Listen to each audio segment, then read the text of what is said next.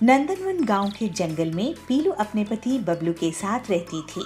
Bablu furniture repairing का काम करता था। पीलू को घर के लिए सजावटी सामान बनाने का बहुत शौक था। दोनों पति पत्नी लक्ष्मी नारायण जी के भक्त थे।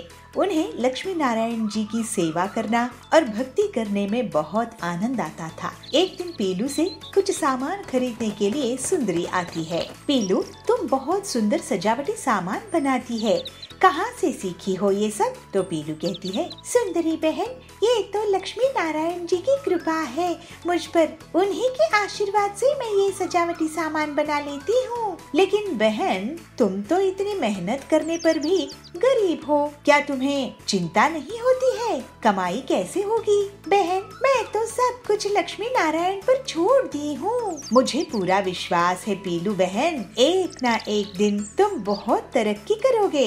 रात में काम करके बबलू घर आता है तो पीलू कहती है, बबलू जी, क्या हुआ? आज आप उदास लग रहे हैं। हाँ पीलू, ग्राहक बहुत तंग करते हैं। आज भी काम के पैसे नहीं दिए। ईमानदारी से काम करने पर भी लोग मुनाफा नहीं होने देते हैं, समय पर पैसे नहीं देते हैं। हमारे भगवान लक्ष्मी नारायण जी के लिए मुझे फर्नीचर बनाना था, लेकिन पैसे ही नहीं है। तो पीलू कहती है, लक्ष्मी नारायण जी सब देख रहे हैं, हमें चिंता नहीं करनी चाहिए। एक दिन हमारा भी अच्छा घर होगा। लेकिन बहुत दिनों तक बबलू को उसके ग्राहक पैसे नहीं देते हैं और उसको नुकसान होता है। तो कालू कहता है, बबलू, अब मेरे पास जब पैसे आएंगे तब मैं तुम्हें दे दूंगा। तुम रोज रोज यहाँ मत आया करो। बबलू वहाँ से दुखी होकर घर की तरफ चलने लगता है, लेकिन उसका एक्सीडेंट हो जाता है। पीलू का अपनी दुकान में भी मन नहीं लग रहा था, क्योंकि उसे बबलू जी की चिंता रहती थी। धीरे धीरे उसकी भी तबीयत खराब होने लगती है और वो और भी गरीब हो जाती है।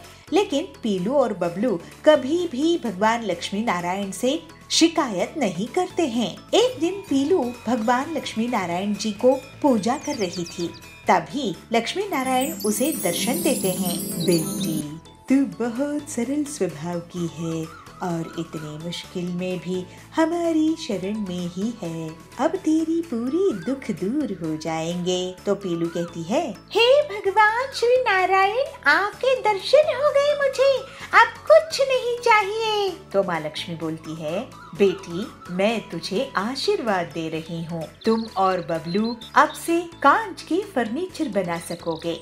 ऐसे कांच के फर्नीचर किसी ने नहीं देखी होंगी। तो पीलू कहती है, हे माँ, आपसे सीखा हुआ तो कल्याणकारी ही होगा। जय जय जय श्री लक्ष्मी नारायण जी की। देखिए जी, हमें भगवान लक्ष्मी नारायण जी ने दर्शन देकर बहुत कृपा की है। हम तो पैसों के लिए दूसरों की तरफ देखते रह गए, लेकिन कोई मदद नहीं किया। आपके पास फर्नीचर बनाने के हुनर है।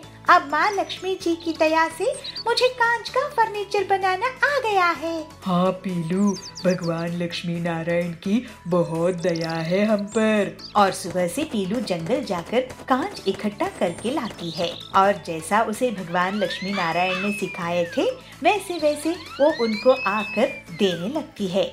फिर वो और बबलू कांच से एक सुंदर सा टेबल सेट तैयार कर लेते हैं। पीलू, बहुत सुंदर फर्नीचर है ये, तुम्हारे कारण ही बन पाया है। तुम अगर नहीं होती तो माँ लक्ष्मी जी का आशीर्वाद नहीं मिलता।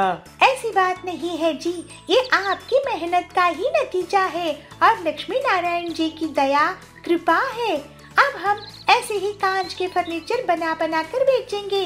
फिर दोनों पति पत्नी बहुत सुंदर सी कांच के फर्नीचर की दुकान खोल लेते हैं। ऐसे कांच के फर्नीचर तो मैंने नहीं देखा। बबलू, पीलू, तुम दोनों बहुत ही होनहार हो। अगर तुम तैयार हो तो मैं विदेश में इनको बेचूंगा। कड़क की ये बात सुनकर पीलू कहती है, ये तो लक्ष्मी नारायण जी की कृपा होगी सेठ जी, हम आपके साथ काम करेंगे। और ऐसे ही बबलू और पीलू लक्ष्मी नारायण जी के भक्ति करते हुए बहुत मेहनत करते हैं और लोगों के लिए कांच के फर्नीचर तैयार करके देते हैं और बहुत मुनाफा कमाते हैं। और फिर उनके घर की गरीबी हमेशा के लिए दूर हो जाती है और दोनों खुशी खुशी रहने लगते हैं। बलियारपुर गांव के जंगल में पीलू चिड़िया दूध बेचने का काम करती थी। वो शंकर भगवान की बहुत बड़ी भक्त थी। पीलू के पास कुछ गाय थे और कुछ भैंसें थी।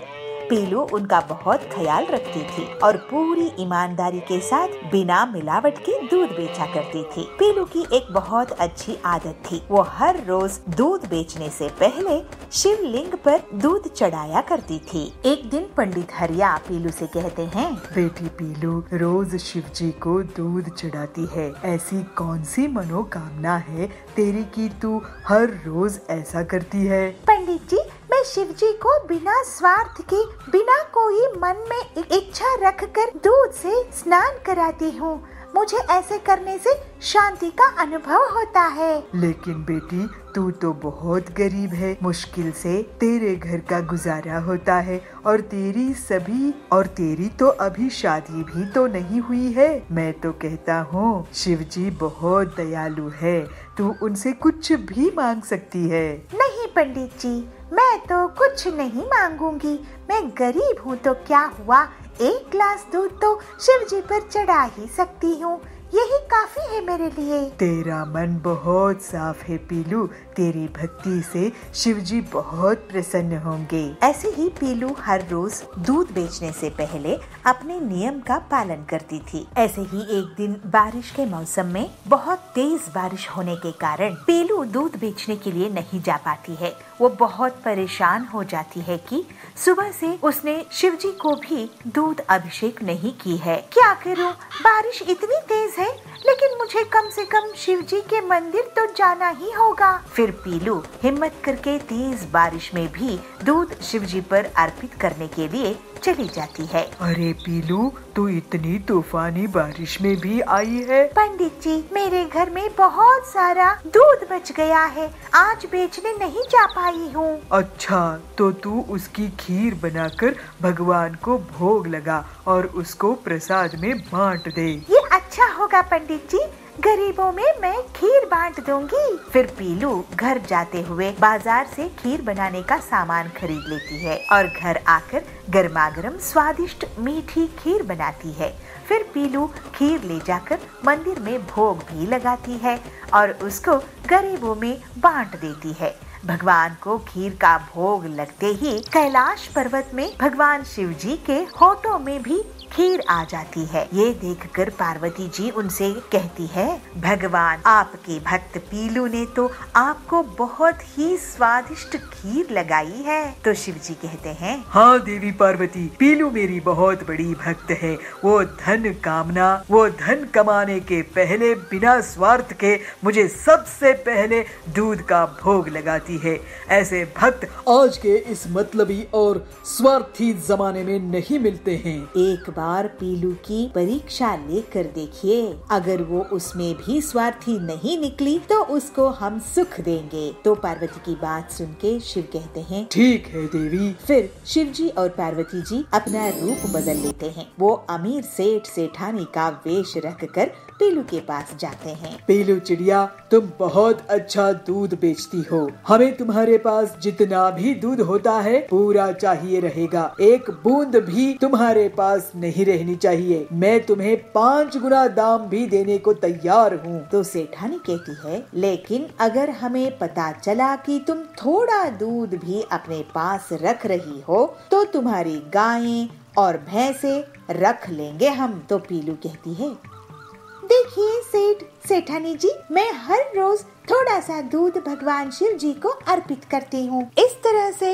मैं आपको पूरा का पूरा दूध नहीं बेच सकूंगी। तो सेठानी कहती है, नहीं, हमें तो एक भी बूंद तुम्हारे पास नहीं छोड़नी है। पीलू बोलती है, मुझे माफ कीजिए, पैसों के लालच में मैं शिव जी को दूध देना बंद नहीं कर सकती। तो सेठ कहते हैं, लेकिन गरीब हो, तुम्हारे पास पैसे कमाने का ये एक मौका है। लेकिन पीलू उनकी नहीं मानती है और शिव जी और पार्वती जी दूर चले जाते हैं। फिर वो गरीब का भेष रख लेते हैं और पीलू और मंदिर के रास्ते में बैठ जाते हैं। तो गरीब कहता है, बेटी, तुम हमें कुछ खाने को दे सकती हो क्या? हम 5 दिनों से कुछ नहीं खाए हैं। पीलू बोलती है, जी मेरे पास ये दूध है, मैं आपको ये दूध ही देती हूँ। मैं इसे शिवजी को अर्पित करने वाली थी। तो वो गरीब की बीवी कहती है, क्या इससे शिवजी बुरा नहीं मान जाएंगे? पीलू बोलती है, नहीं, वो हमारे दिल की बात जानते हैं। मैं अगर आप भूखों को छोड़कर उन्हें दूध दे दूंगी